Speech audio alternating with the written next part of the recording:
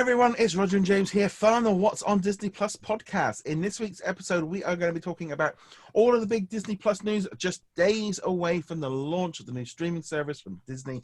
We're going to be talking about Amazon, we'll be talking about European release, we'll be talking about all kinds of bits and pieces. James will be sharing his thoughts on the first episode of High School Musical, the series. And yeah, just we've got tons of stuff to be going through this week. So before we go any further, just a little bit of housekeeping. So first off, big thank you to our patrons at the diamond level for all of their support. It really makes a massive difference to keeping the podcast going, especially with the upcoming looming COPA issues with YouTube. It means in the podcast is completely safe from any issues from that. So big thank you to Andrew, to Diane, to Julie, Russell. All of that really makes a massive difference to us being able to do this podcast without the risk of worrying about what YouTube's up to. And also just a bit of a thank you to you for all watching and listening, because we've actually been doing this podcast for over a year now. This is our 1 year anniversary of the podcast. I started the website well over a year ago. I actually started it nearly 18 months ago, but it didn't have it had a different name at the time until I knew what the Disney Plus was going to be called. This has been planning for a long time. I can't believe we're actually at a point where Disney Plus is launching this week.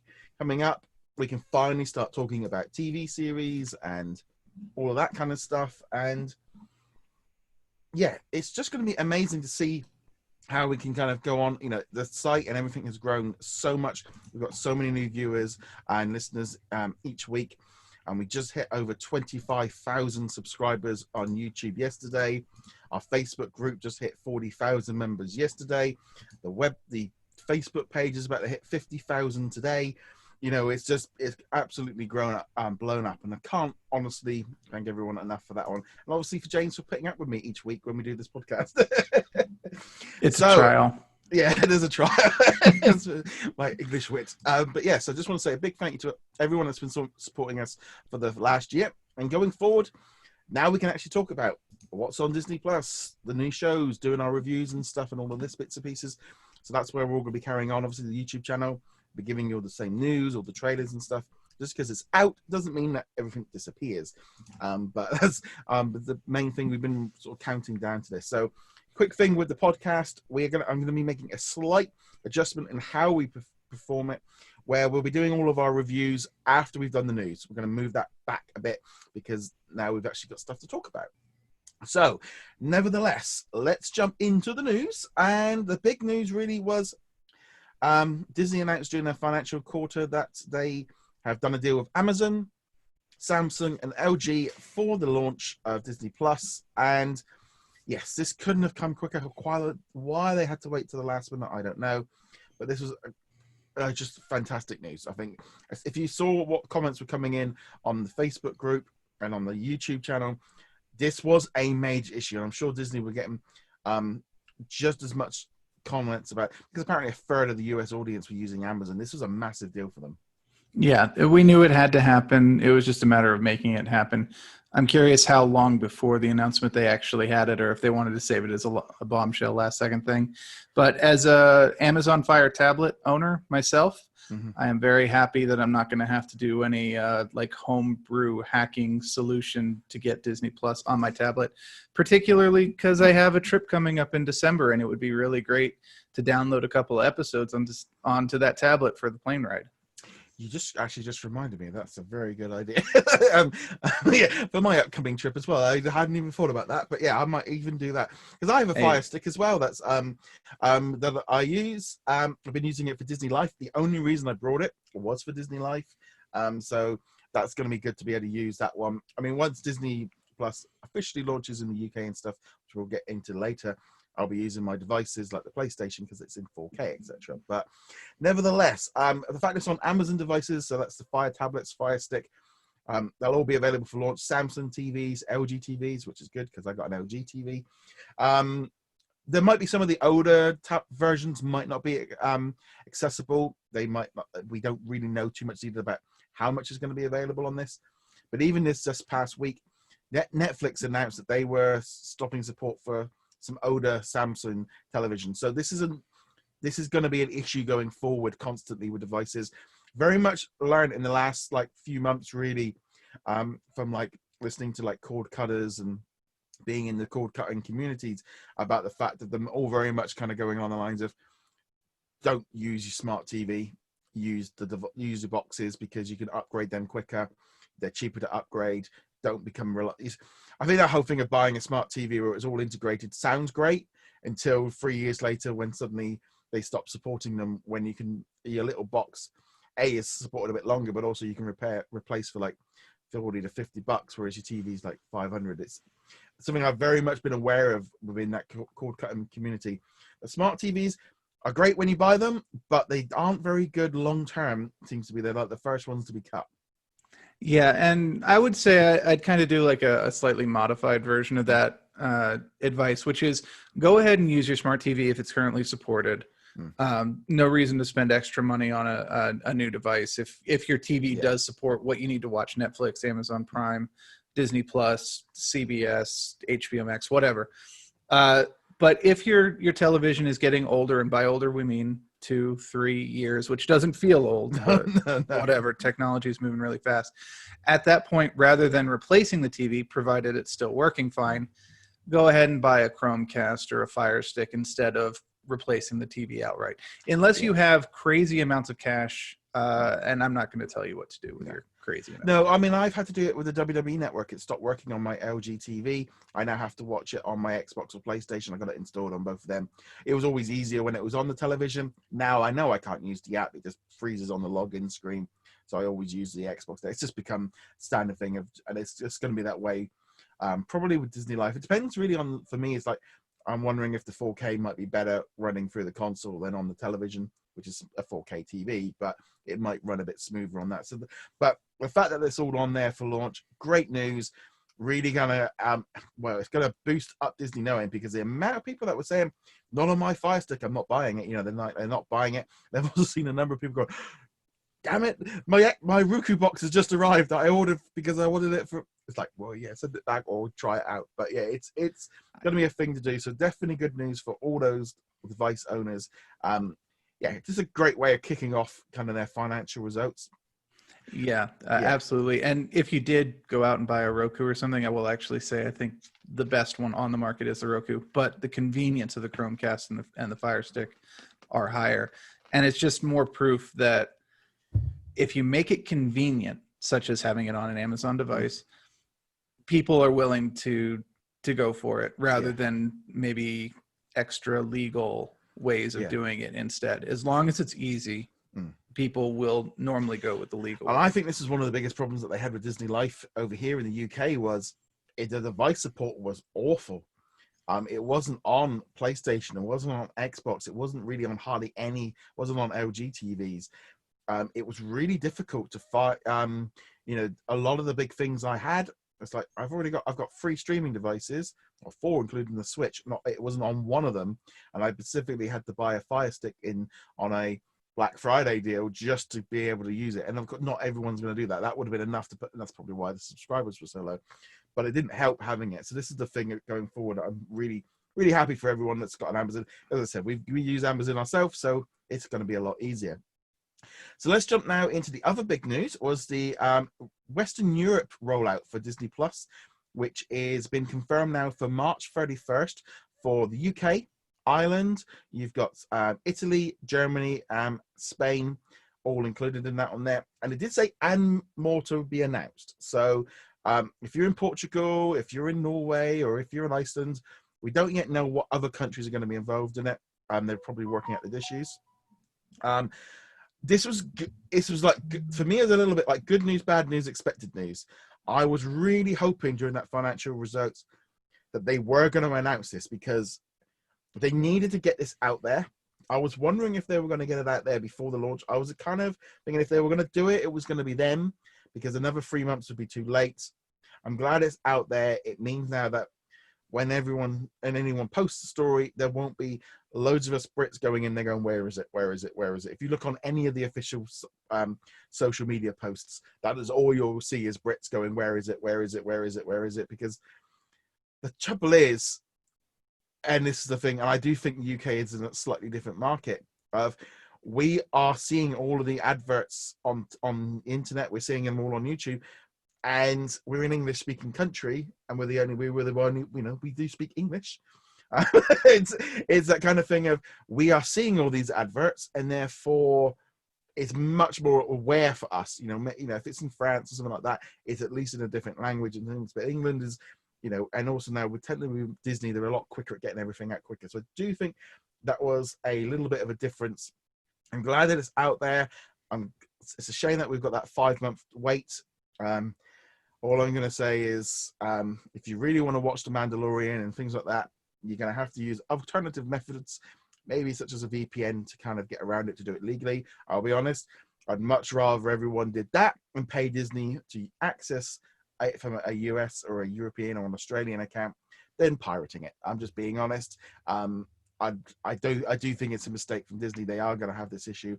I was hoping that maybe The Mandalorian might be put somewhere, but I'd rather you pay Disney for it than not. Right. It's just one of those things. It's a bit of, I know it's a bit of a grey loophole, but to me, it's like, there's millions of us fans in Europe that want to watch it, and watching it legally and paying Disney for it, to me, sounds a much better idea than trying to pirate it. And people will be doing it.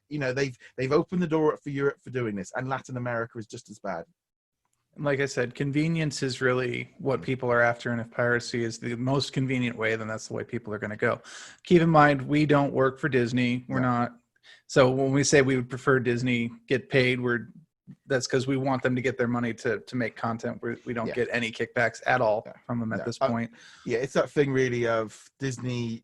If they don't get paid for the shows, they're not going to make them. Right. And it's that kind of thing of, it's $6 a month. You only have to subscribe for the monthly system, but just nevertheless, it is annoyance for everyone outside of those countries that have been announced. And I just think there's that kind of thing. There's no point sugarcoating around it. We might as well just address it straight on, and just be like, that's what people are going to be doing. And it's a massive annoyance, because people should be able to get on there and see it. I do not understand, for one reason, why Disney Life in the UK does not have those Disney Plus shows, because they've got a streaming service already. But there are probably legal reasons. There are complicated issues with Sky. There's some contracts that we don't know what the deals are.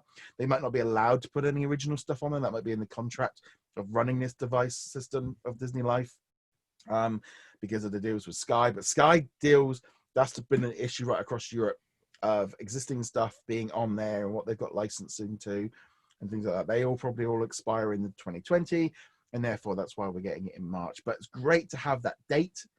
At least now we've kind of got a definite answer. I'm hoping we get that Latin America one, but that one won't be, I don't think, until maybe October, November, because they just signed that 1-year deal with Amazon for all their content a couple of weeks ago. So Latin America is probably going to be well into late 2020, and Asia, they've not really said much about that either.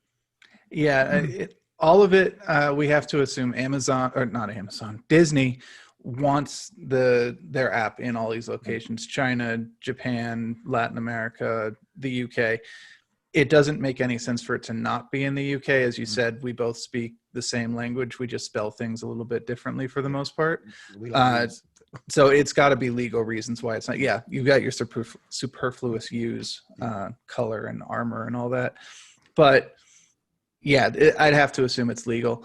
I did want to add on, just going back a little bit here, VPNs, that there are many good reasons to have a VPN, not just to access Disney Plus or Netflix content. Just be very, very careful about what VPN companies you use. Just do your research on them, because there are some shady VPNs.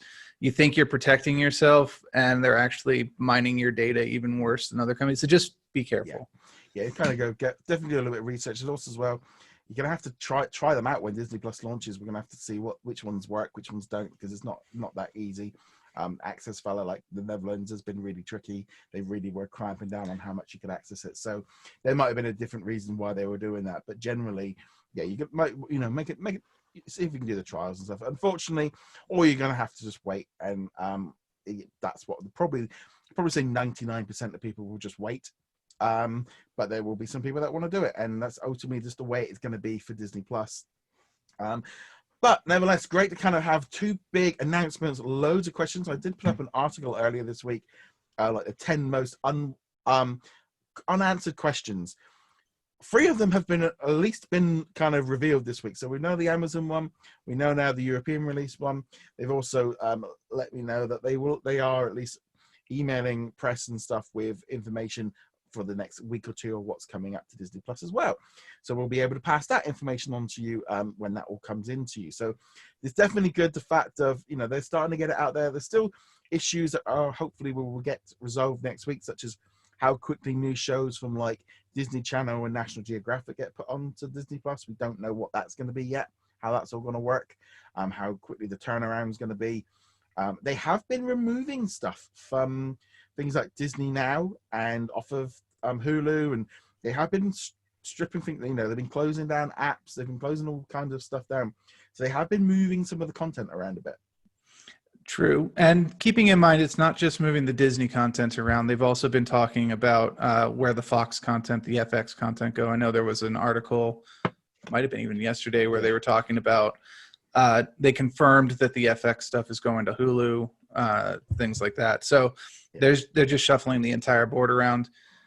Nothing unexpected, though, really. This is, if you're paying even the smallest amount of attention, you kind of go, yeah, Disney Plus is going to get the Disney stuff. Hulu will get the more mature stuff, the FX stuff. And no surprises here. Searchlight are creating shows and movies for Hulu. FX are creating like 4 TV series for Hulu. They've now said basically the entire library is going to there in March. Hulu's they're definitely going down that line of like, make that clear.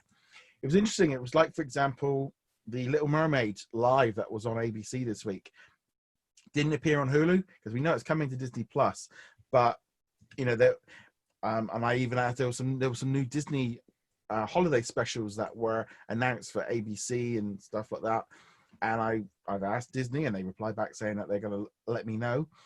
And there's that kind of thing of they've not really, there was some press releases from National Geographic and they're still saying coming in 146 countries and all, like they're still not putting on there exactly when all this new stuff is coming on there.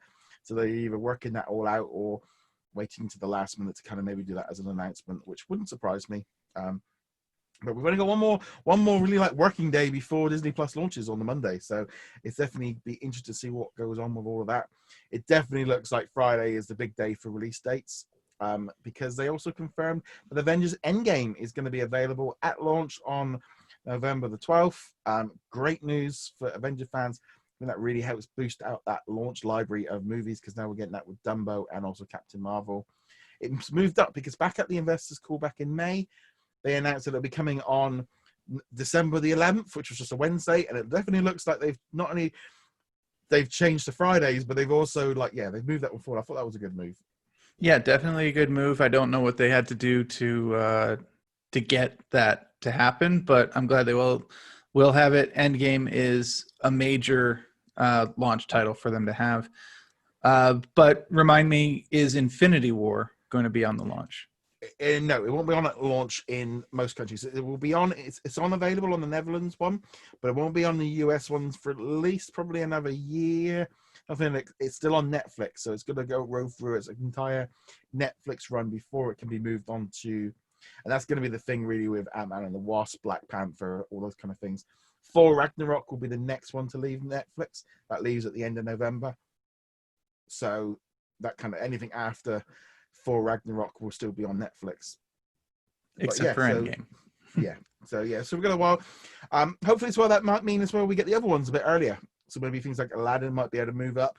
Depends on how the system's going to work, whether or not it's going to be 6 months or so after cinema release. But I was kind of, there was a number of other questions that led into. But because it's like, it could be, they've got to spread this stuff out. It's like, but they've still got Aladdin. If they went for Aladdin in December, Toy Story in January, and then Lion King in February, that's three big movies for the winter months. Oh, absolutely. The lineup just gets better and better over time. So that was definitely a good thing. Also, this came in through WDWNT, whereas apparently Disney cast members are being offered from January. They're going to be offered the option of picking to pick up the bundle with Hulu, ESPN Plus, and also Disney Plus. They'll be offered that one there. The alternative is that they get the choose between that or like this main gate entry fee to the theme parks, where they can give it to their friends and family, or whether or not they want to go to the parks. Disney will still allow them to go into the parks free. That doesn't change, and they will still get the offer of complimentary passes. But there's just like they are going to be offered the choice between this or that. A lot of people are going, well, why would you make more money with save more money with friends and family going to the parks? But if you maybe live in Idaho, or you're at a Disney store, maybe they're out there in Colorado, might not be quite as useful to you. So maybe a streaming network will be a lot more use. So yeah, if you live in Orlando, might not be the best thing for you, but not everyone, there are cast members working all over the place. If you're in New York or something like that, you might be thinking, actually, no, I can save 155 quid a year on having the full streaming bundle, because, well, my family can pay for themselves. I'm saving some money. I mean, it also depends. Even if you are Florida or Anaheim resident, your family might not be. So that they might only come down like once or twice a year at most.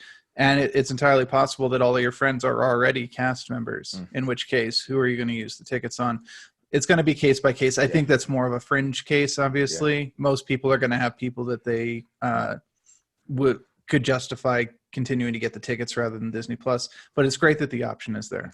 I think there's still like a little part of it. I think, and you can read it in the comments on it, and it's all very much on the lines of Disney are rich enough, they should just give it to the staff anyway. It's like, yeah, staff bonuses are nice. I mean, I personally would have thought that was a good option to do that, to get staff, at least to get because some Disney people that work for Disney don't necessarily automatically embrace themselves in the full Disney experience. Some of them, they get up in the morning, they go to work, they will do the job, and then they come home and then they do something else. Just because you work at Disney doesn't necessarily mean that you're going there every weekend and watching all the movies and stuff like you do with your jobs. Do we all go down to our workplaces and sit there on our days off? Probably not. I have had a job in the past where I've done that. I worked at a comic shop, and I would go into the shop even on days when I wasn't working. But no, I work a corporate job now, and I definitely do not give them any of my time when I am not on the clock. No.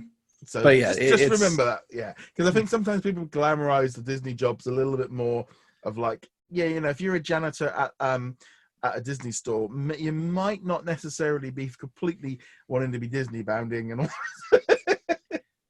But it does take all kinds. And we know for a fact that there are a lot of people who work at the parks who are there specifically because they love Disney so much that they want to be part of it all the time. And again, there are people who just treat it as a job. It is their 9 to 5 or whatever hours they work. And when they are not there, they are not there at all. I mean, you've got the movies, you've got the TV companies, you've got the Disney stores, you've got the cruise lines, you've got the adventure things. There's a lot of sections and stuff. But I think a lot of the thing would be the idea. It would be a nice perk, but they don't have to give any perks. Remember that. No, they don't have to give any perks. I will say, though, for my job, what keeps me at my job, other than the people I work with who are awesome, the perks make a big difference when you're looking, do I want to stay at this job? Do I want to maybe start feeling out what's out there? Because the perks, they can be that point that sways you into like, actually, my company gives me a lot of really cool stuff. Yeah. Maybe it's not worth the risk of moving to another company that does not offer the same perks, or, I might end up on a team of people who just don't personality gel with them or whatever. So it does make a big difference. And I have to admit, I do agree with people being like, Disney makes enough money. They can throw some free perks here.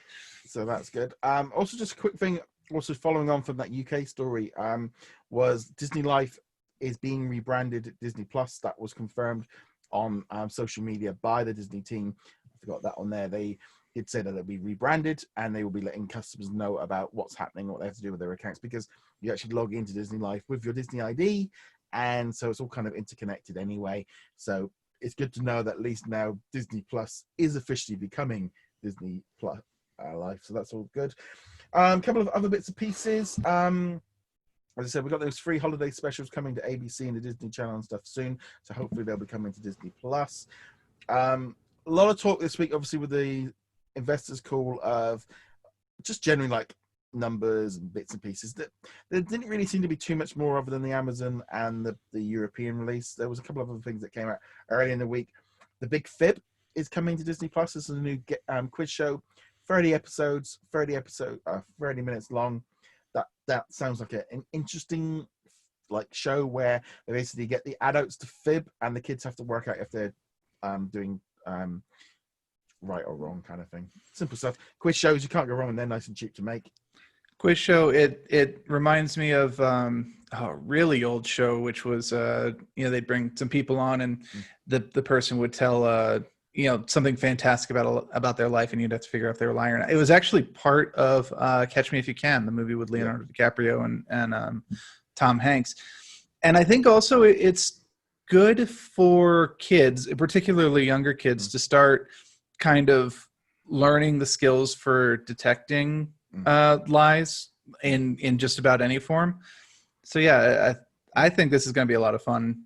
And I do love game shows in general, so I'll check this one out. Yeah, it's they're really kind of filling out the lineup of what they're offering, and it makes sense for them to kind of offer some different kind of content. Again, 30 episodes. Well, if we get one episode a week, that is most of the year covered. So that's good from that one. Apparently as well, they're working on a new Mighty Ducks series. This one's been floating around for years, but apparently this one is going forward for Disney Plus. This new series will focus on a 13-year-old boy.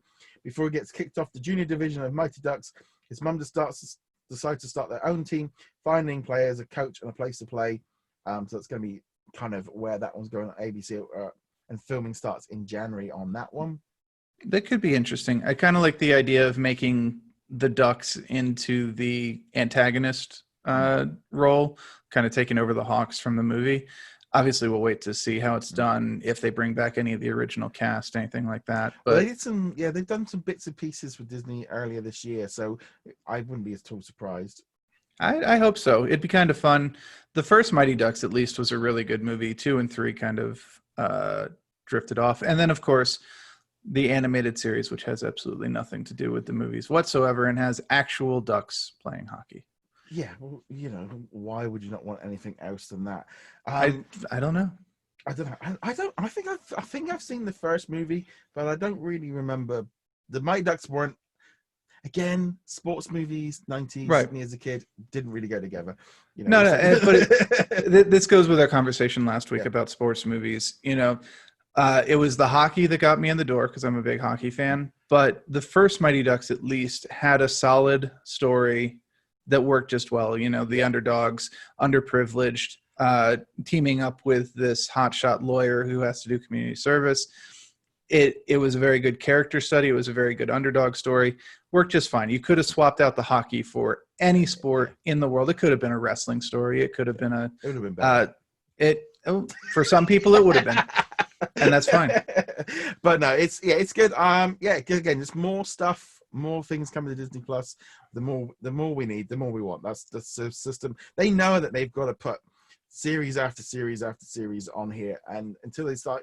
I think it'll get to that point. Hopefully, when they get to the thing of they've got too many episodes to drop on the Friday, they might start dribbling them out a bit. But yeah, they need more stuff, and Mighty Ducks has got some brand value behind it, so that will be good. Also, a little bit of interesting news was apparently in order for Disney to get access to a number of movies from Stars, for things like Star Wars: The Force Awakens, they agreed to a system where when you sign up for Disney Plus at launch time, you're going to see a single advert on the page for Stars. You're not going to see any more adverts once you've signed into Disney Plus, but there's not even going to be a commercial. It's just like a banner advert, and it's really kind of caught everyone's attention. Of like, a load of people are going, "Well, one banner, yeah, and what?" And then the other one, "No, they can't be. This is just a start." It's like, well, there must have been an agreement. Sometimes companies have to do stuff they don't want to do when they negotiate. We could log in and we get free adverts for Netflix as well. But generally, yeah, this was a bit of an odd one. It definitely feels like, sort of from SAR's point of view, kind of looking and going, why? If you're doing it at startup, the people are going to be so excited to get in and see what the things, they're going to be flicking through those buttons so quick, they're not even going to see it. Oh, there's another streaming service. Let's sign up for that one as well, shall we? I don't know. It just seems a really odd placement. There must have been some backroom deal because this does not seem like Starz got a particularly good deal out of this, but we don't know the particulars. I will say the biggest thing that's come out of this are all the clickbait headlines. There will be an ad in Disney. There will be ads in Disney Plus. And like, no, there is an ad that you will only see at registration if you have not already registered. Yeah. I must, because I put in the headline of the article was to feature a single Stars advert upon sign up. Very much kind of like let's not get not. But my news feed, my phone will give me news that it thinks I'm interested in, which is of course a lot of Disney stuff. And there were so many headlines. Disney Plus will have ads. I'm like, that's so disingenuous. It's not accurate. Now I will agree with the general idea that one ad could turn into many ads down the road. Disney may look at this and go, oh, well, the Stars ad seemed okay, so let's start experimenting with more. Even if they do that, I don't see it happening for quite some time. And to be honest, I don't really see it happening. They know how important an ad-free streaming environment is. And actually, we're going to come back to this at the end because I have some thoughts on this when we talk about High School, the musical, the series. So let's kind of put a pin in that one and we'll come back to it. Lots of videos coming up this week that I've been putting out with lots of interviews. The PR spin is really kind of getting up around those kind of launch titles, which look great. We've got lots of them coming out. Also, it was confirmed that Disney Plus won't have a rotating slate of content, which basically means we're not going to be doing the what's leaving Disney Plus this week. Because everything going on there will stay on there. There is that caveat obviously around the stuff from 2016 to 2018, which may or may not have to leave. But generally, it goes on to Disney Plus and it will stay there. I kind of knew this, but it was. I think the fact that they actually confirmed it to comicbook.com was definitely a good thing going forward. Yeah, and it makes sense because you look at Netflix and they have stuff that rotates out all the time, but that's because they have agreements with the content providers. Disney is their own content provider. They don't need to worry about the contract expiring at this point, other than the ones you mentioned between 2016 and 2018. But that's from previous deals. Anything past that point, they're not going to wake up and go one day, hey, you know what would be great? Let's just take the 3 Iron Man movies off the list for now, and we'll put them back later. They're not treating this like the Vault, and they shouldn't. In fact, they should just get rid of the Vault now that they have Disney Plus. But that's a whole different debate. Well, I think I read that they've even the idea of re-releasing some of the classics have kind of gone out the window because they know that the audience have changed. They're on the Vault system worked when it's worked for years, but it doesn't work in 21st century. It doesn't, the idea of taking something away and making it more desirable to bring it back doesn't work because everyone is not on digital media anyway. No. If everything was still physical, okay, sure. It creates a collector's market. That's what happened with DVDs. I remember trying to watch Beauty and the Beast a number of years ago and being like, oh, I'll just pick it up offhand. I have to pay how much for Beauty and the Beast because it was in the vault at the time. But nowadays, if someone goes, oh, I can't see Beauty and the Beast because it's in the vault. Well, yar har har, we're going pirating right now. So, well, the thing is weird though, because in the UK, you'd go into the stores and you'd see this massive display. I saw it when we were at Christmas shopping the other day. And we have had all the classics available to buy for years. They're priced at £7 each. They've been like that for years. You go in and you pick them up and you go. They kind of stopped that whole thing here. Because they don't really even release all the signature collections over here. They're just available. I could go in now and buy. I think most of them are available in my local supermarket because that value just wasn't there. I mean, it was a bit sad because I was walking around the high street because there was one shop selling movies, and I looked at Avengers Endgame. No, I can watch that next week. It was just like, nope, not gonna buy it. I can get it next week. And then it's like you're walking around and you're seeing just piles of DVDs near the counters, near the shops, at the tills, near the sweets and stuff. And it's like just jumbled together. It's like, the value, they used to be everywhere. They used to be all over the place in shops, the massive aisles. And now they're literally just something shoved near the front of the tills and you might pick one up if they've got it in. whatever this week's big release is, it's just shoved there. They've not even got the Blu-rays out. It just feels like now you can tell that, when I was at college, there was 7 or 8 stores in the high street selling discs, and there were massive stores full of discs. Now there's one store that's nearly about to go bankrupt again. They've already gone bankrupt twice. It's that kind of and once that one goes, there'll be nowhere in the high street where I went to actually buy like Captain Marvel on Blu-ray.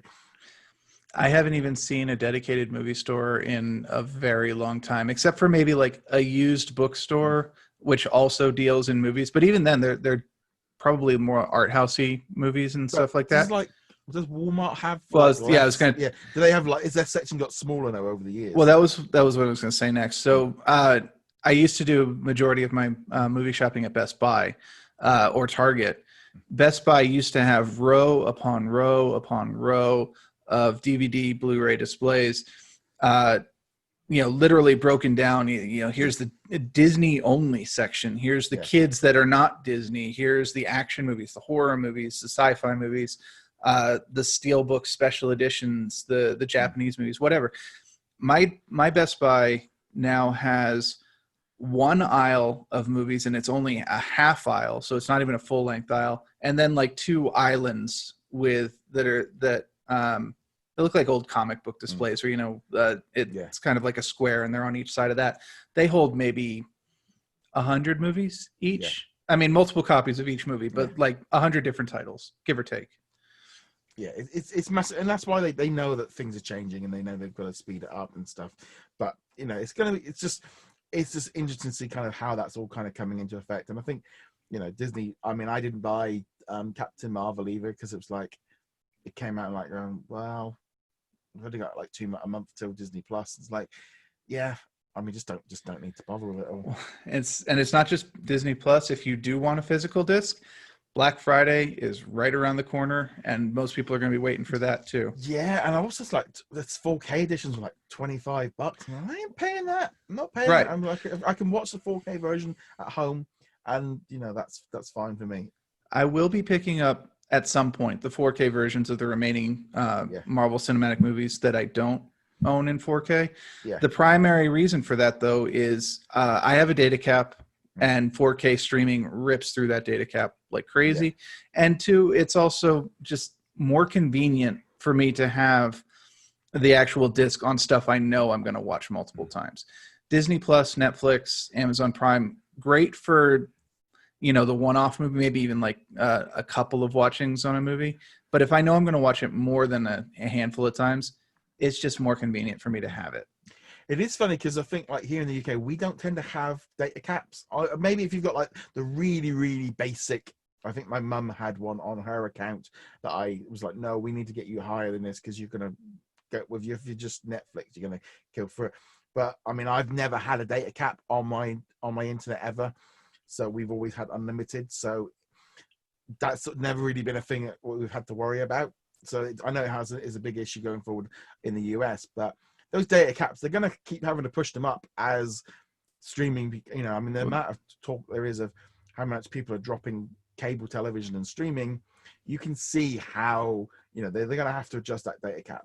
They should have adjusted it already, to be honest. That a family of 3 or 4 will rip through a terabyte data cap in a month. No problem. I mean, by myself, streaming only for myself, I already go through probably 50 to 66% of my data cap per month without trying.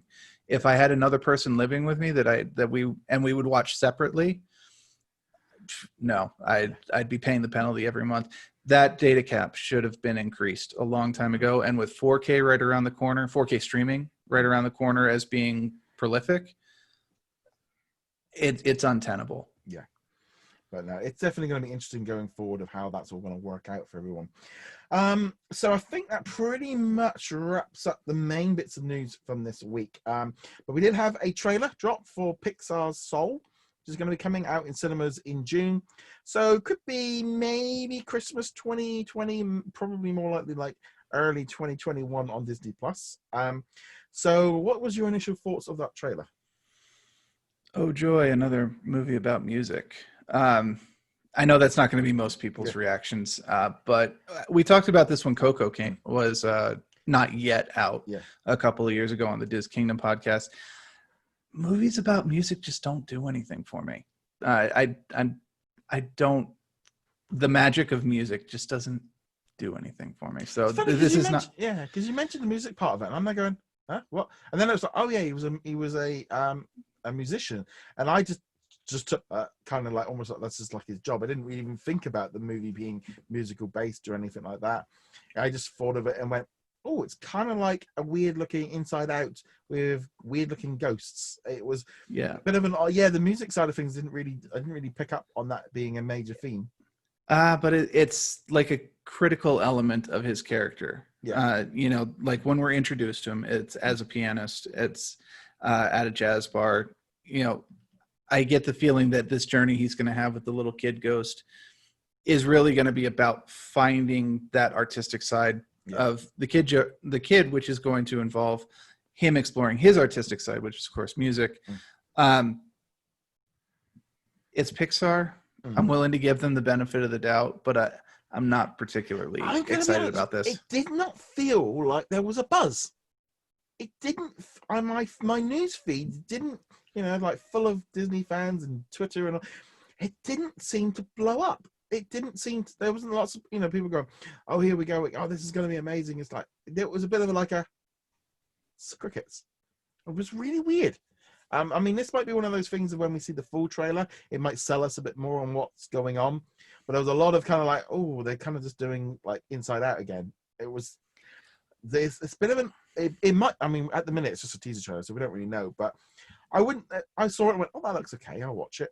But there was none of that kind of like, oh my god, that looks amazing. I have to see. It was a bit like, oh, we've kind of done this kind of before-ish, kind of, but maybe not. I don't know. It just didn't kind of just jump off to me.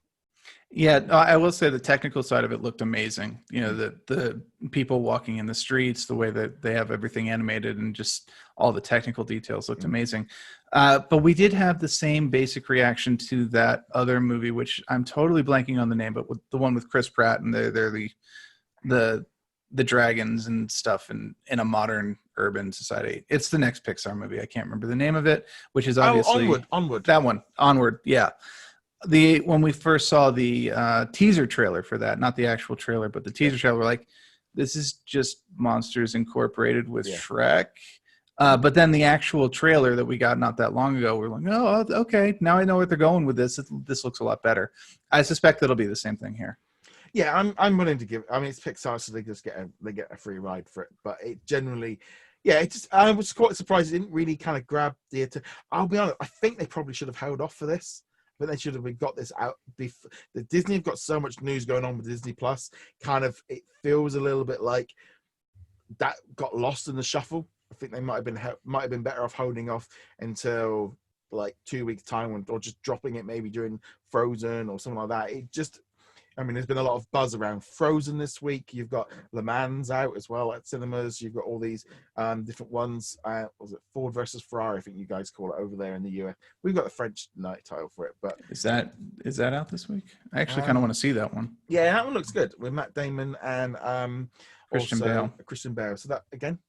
It's next week. It's actually on the 15th, so it'll be after the Disney Plus launch. Yeah, so that'll be something. Again, the Fox movies are going to be, there'll be years before we start seeing them properly turning up onto Disney Plus, if they go there, or Hulu, depends on it. But yeah, just like I said, there's a lot going on. Disney are like firing on a number of different cylinders, and you can see all the PR people are all like trying to jump around a bit, but it does feel a little bit like in their movies section and TV ones, they're trying to put out too much at the same time. I think maybe because let's be honest, Soul, they could have left that another month, and I don't think anyone would have really have noticed. I don't think anyone particularly. Yeah, just attach it to the front of Frozen 2. That's that's it. That's all you need to get the word out. I suspect actually we will hear more about it when Frozen 2 comes out, presuming it's attached to that, because that's when most people will be exposed to it for the first time. So there we go. So that is all of the news for this week. So now let's get into what we've been watching. Now, the big thing really was High School Musical, the series, was on Freeform, ABC, and Disney Channels a few days early. I haven't seen it because it was like 3:00 in the morning when it aired in the US, and I was already up 5:00 to do the podcast, so haven't seen it yet. But James, you did. So what was your thoughts I did. of the first episode? So a couple of caveats. You just heard me talk about the magic of music. This is not that kind of show. I don't classify it the same way. I'm in a different mindset for that, so don't think I'm coming into it with that. Also, more obviously, we are not the target audience for this at all. So keep that in mind with this. That said, I think that the target audience will find plenty to love here. There were some good songs, some that were rehashes from the movie, I gather. I haven't seen the movie, any of them. But at least one of them is from that. There's at least one original song in it. They were both fine, provided that you were perfectly okay with obviously auto-tuned or dubbed over music for the kids. Again, that's part of the deal. Glee is the same way. All the other Pitch Perfect, that series of movies as well, stuff like that.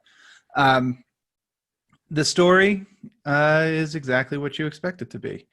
I will say I have zero sympathy for the main character. Like, it's typical. I'm not going to, no spoilers. Don't worry. We're not going to go spoilers. Well, I think the love triangle was a main thing of the trailer, really. and it's here. Yeah. And I'll have a couple of thoughts on this, but the main one is I have zero sympathy for the main character in this one, because his portion of the love triangle and his problems as a result of it are completely his fault.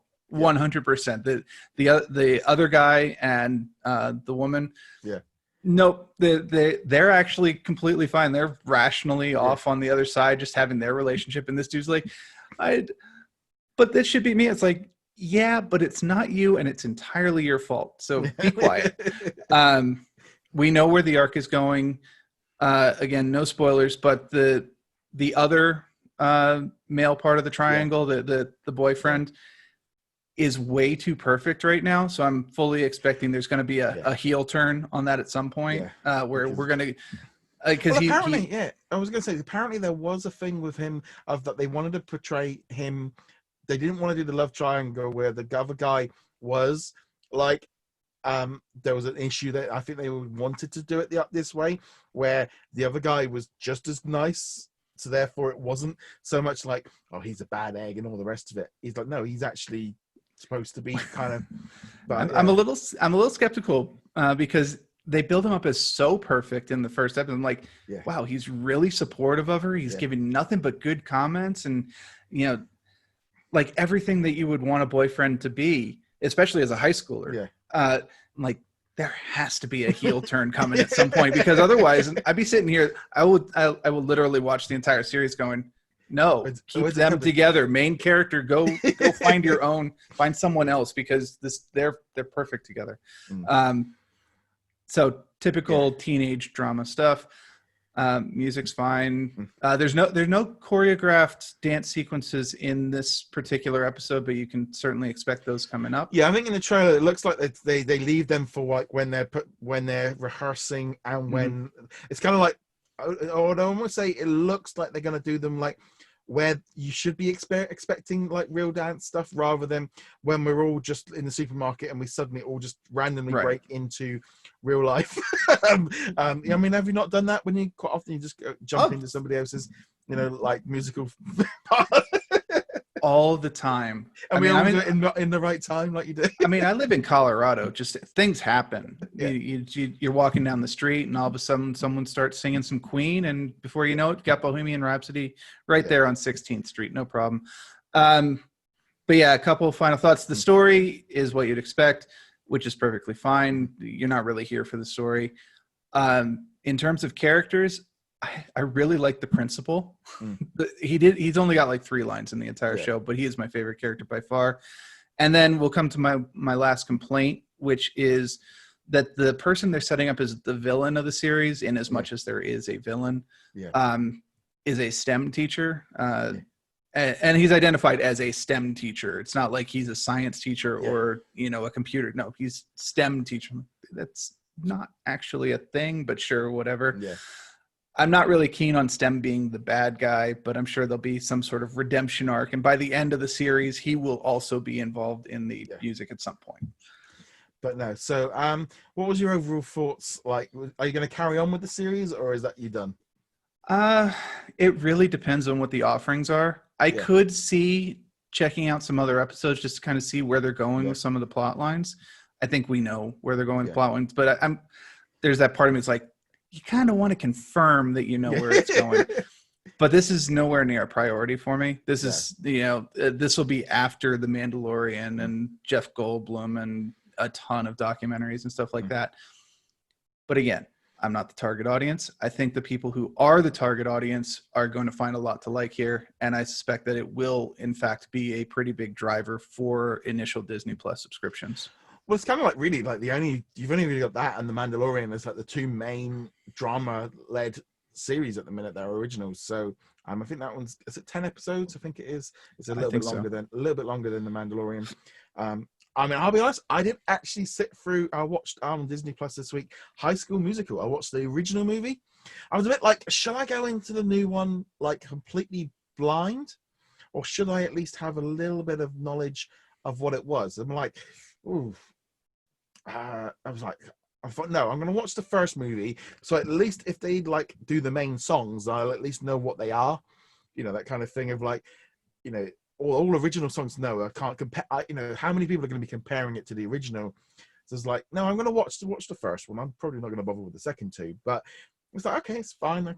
So now I feel like I maybe got like a baseline for what to compare it to, because it feels like a major part of what this series is supposed to be. It's supposed to be different.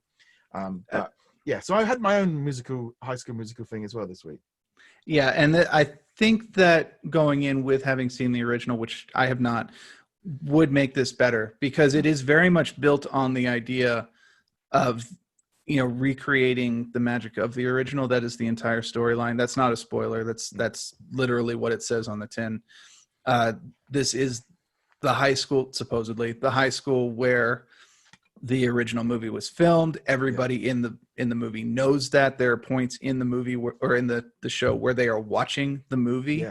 And of course the teacher is like, well, we're doing this because we've never actually put on a stage play of High School the musical at the school where it was recorded. That is the entire plot. So I think it does help actually seeing at least the first movie.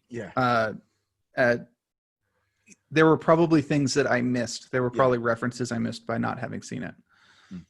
So now that was kind of pretty good going. So now obviously we got all the new stuff coming up next week. On that note, we will be doing a bonus episode next week of the podcast. We're going to aim to do that one on the Wednesday, where we're going to go through maybe just a few of the main things that we've seen from Disney Plus, so like The Mandalorian and any of the movies or anything that we've kind of seen. Not going to be able to do everything because we haven't got enough time to watch all of it. But we'll then have another episode on our normal slot. But with going forward, with Fridays being the big new release day, we'll be trying to watch as much as we can. We're obviously not going to be able to watch everything, but we're going to have our priority lists and stuff. So, yeah, it was kind of interesting because I went through all the trailers because now Disney Plus had updated in the Netherlands to have trailers and sections all together for... So I sat there with my wife and we're like, right, okay, let's see which ones she's interested in so we can kind of maybe watch them together. And yeah, it's kind of like things like the Imagineering story was one that we're definitely in on. And it's also been confirmed that one's going to be coming weekly. I thought that it might be dropping the whole lot at once because it was a little bit iffy, but in the statement for the next 3 weeks worth of content, it did actually have them dropping weekly.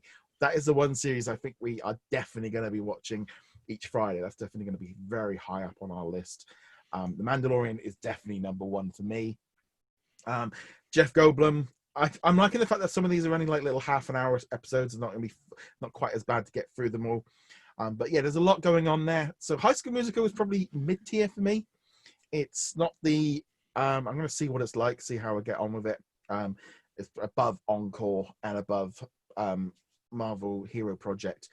But yeah, it's kind of like the line of Mandalorian, Imagineering story. Then we've got the Jeff Goldblum one, and then we're kind of going down. I mean, I think we've only got a few more weeks. Then they start the one day at Disney, but they're going to be a little bit shorter to watch. Yeah, it'll kind of be interesting to see what people decide to Yeah, watch right at the beginning. Obviously, I get to pick what I watch. I don't have to consult with a wife or girlfriend at the moment. So, um, yeah, Mandalorian right out of the gate, and it'll be interesting to see where I go from there. Like, because they showed Jeff Goldblum, which is going to be near the top of my list. The first episode is about sneakers, and I'm like, I don't care about sneakers. I realize that there are a lot of people who actually follow sneakers with a passion. There's a big collecting community, all that. My brother buys so many. You know what? Whatever makes people happy. No, seriously, whatever. It's the ice cream one that I'm really interested in. Right. Having been an ice cream man and an ice cream seller for 30 odd years, that's like been my business. So that's the one I'm interested in. But it's going to be interesting. I don't know how I'm going to act to Jeff Goldblum because normally in movies you only see him for a few minutes. I don't know how this weird cookie, because I was watching an interview that I put up on YouTube of him yesterday, and I go, oh, he's really getting like. I was like, we're gonna have to just see where this goes, because it might be too annoying. I don't know. It's entirely possible. It depends on how much is Jeff Goldblum and how much is documentary. This is how sneakers are built. This is how they're marketed, and so on.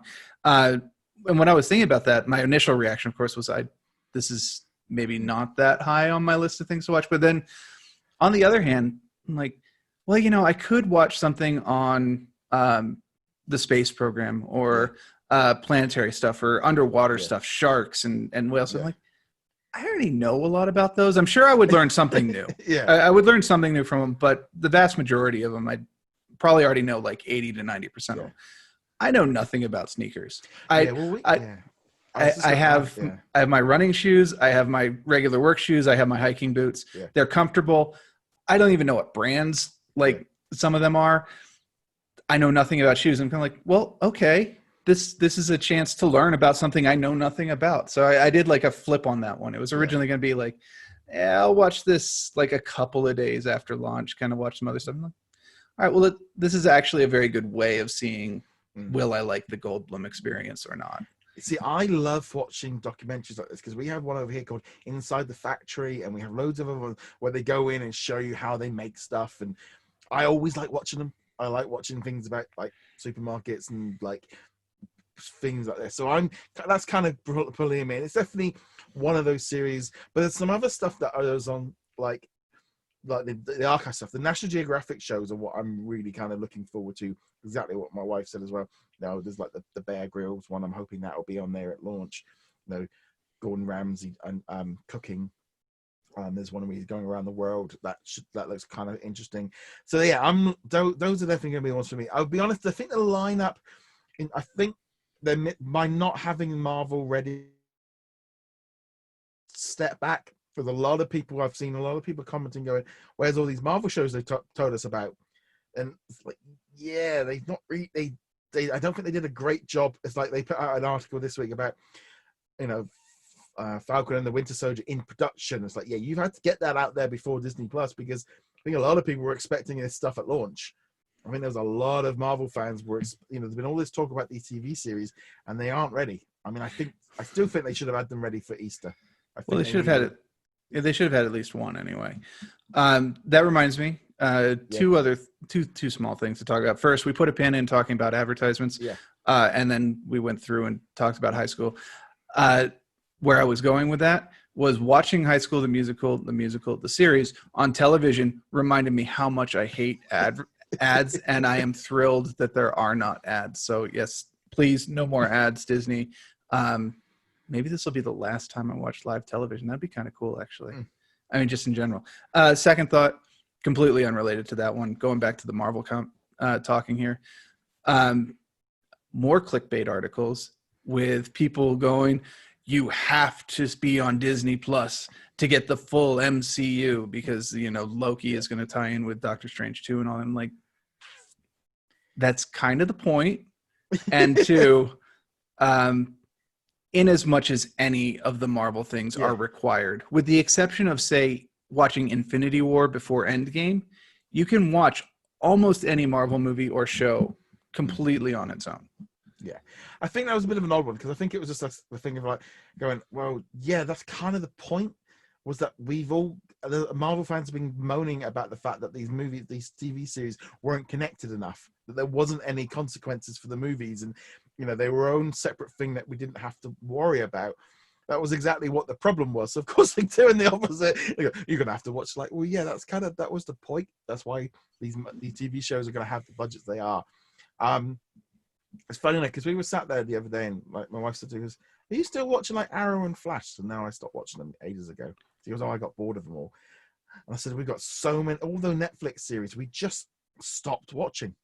We just got burnt out." She said, "Well, they were releasing them too quickly. They weren't good enough." And I was like, going, "Yeah, I kind of fell in that line of like the rushing. Again, that binge watching system just didn't work for us, where we were getting bored watching multiple episodes." I am really looking forward to kind of having something new, because Runaways was all right, and Cloak-and-Dagger was okay, but they weren't kind of quite as good as I was hoping for. I'm hoping for season 2 of Runaways. That's what I'm hoping will be. We've got season 3 coming up on Hulu. I'm hoping to be able to catch up on the second one. For some reason, I missed it. And yeah, also maybe as well finishing off the Cloak-and-Dagger series because I can't help but feel that this third season of Runaways is going to be the last season of that. I would not be even the slightest bit surprised that if that was the last one. They're going to want everything on Disney Plus, and they're going to want the Disney Plus stuff to be unless they moved them to Disney Plus and put them on, and because Cloak-and-Dagger has it been cancelled? I thought it had been kind of. They have announced it as canceled. There will be a special episode that goes alongside Runaways season 3, but otherwise it's canceled. But canceled doesn't mean it can't show up on Disney Plus, or that the characters can't show up on Disney Plus. Unlike, say, the Agents of S.H.I.E.L.D., which are currently bound by contract, and of course the Netflix show is bound by contract. Cloak-and-Dagger available. Yeah, they are. They're both available in the Netherlands, except for Cloak-and-Dagger. That one's not out there. Right. But we could see those characters pop up again, especially in some of the shows. You could definitely see Cloak-and-Dagger maybe in one of the magic-based shows, because Dagger's pretty close to that.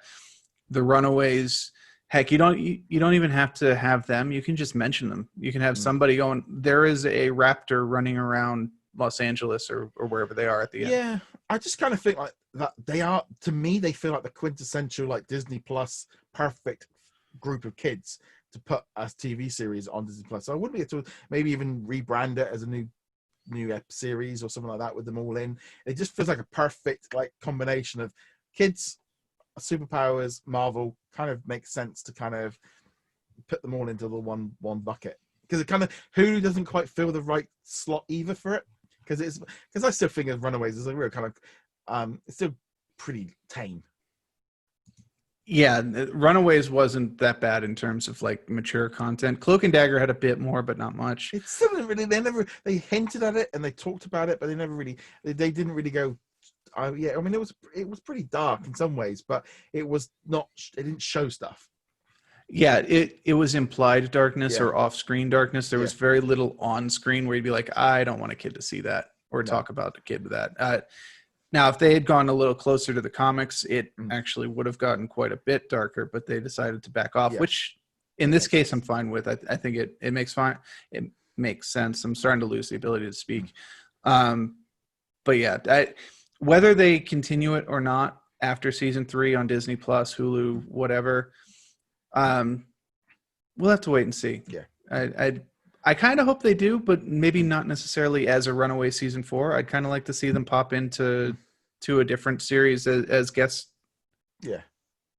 Just difficult with so many of them. I mean, there's been like lots of talk, like, bringing like Matt Murdock into Spider-Man movies as that kind of thing of that could help. But depends what they're going to do with them. But they're going to have to wait at least another year, I think, before the Daredevil characters can start popping up.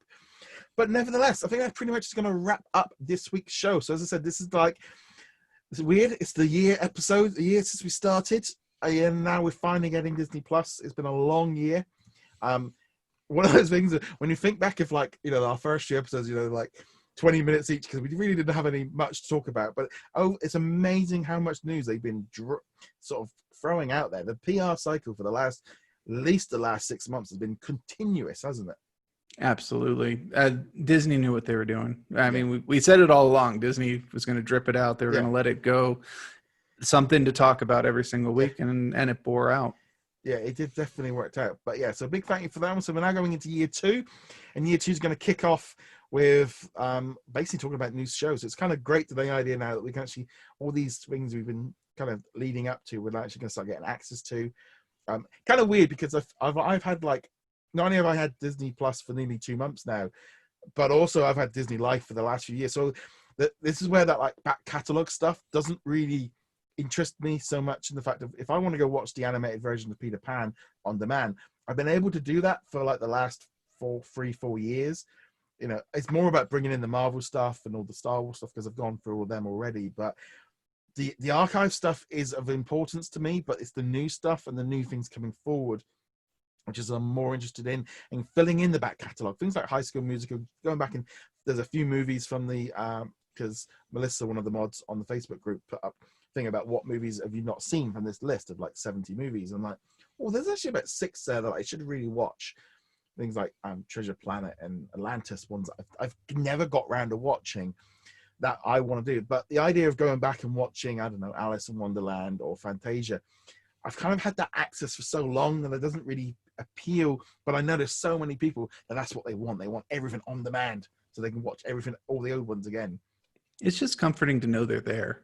You know, having access to it, being able to say, you know what, I may never want to actually watch Alice in Wonderland. I don't know. It's not one of the ones that I really grew up with. I don't have any special nostalgia to it. So I don't see myself actively going, oh, I really want to see Alice in Wonderland again.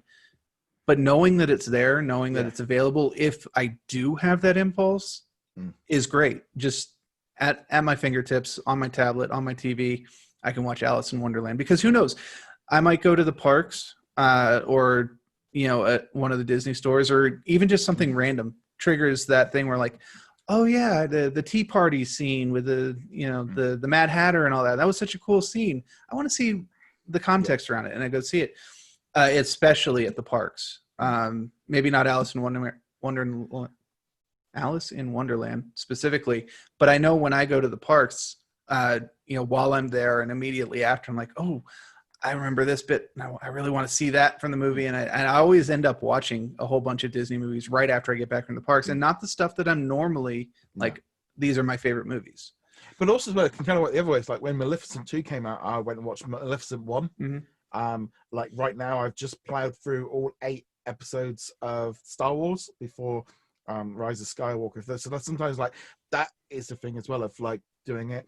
Obviously with Christmas coming up, I know when we were going through the list of movies, Home Alone, you know, obviously being a Christmas movie, you know, that's going to be high on our list to watch in December. You know, probably Home Alone 1 and 2 will both be up there to watch. Santa Claus. I'm going to watch Avatar again. When that one got done, it was like, yeah. And also I need to do it. I need to watch Tron, because I'm gonna got the for some reason they started dropping like classic trailers, which is fine with me, but yeah, the classic Tron one and Tron Legacy, at least need to rewatch them before I go off to Shanghai because of the new Tron roller coaster that I want to go on.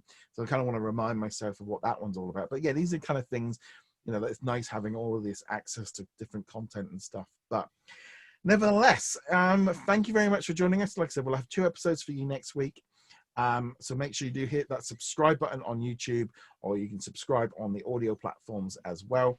Remember to go check us out over at whatsondisneyplus.com. You can find us on Twitter and on Facebook. Make sure you follow us there as well to keep up with all the latest Disney Plus news. And we shall see you guys next week. Later.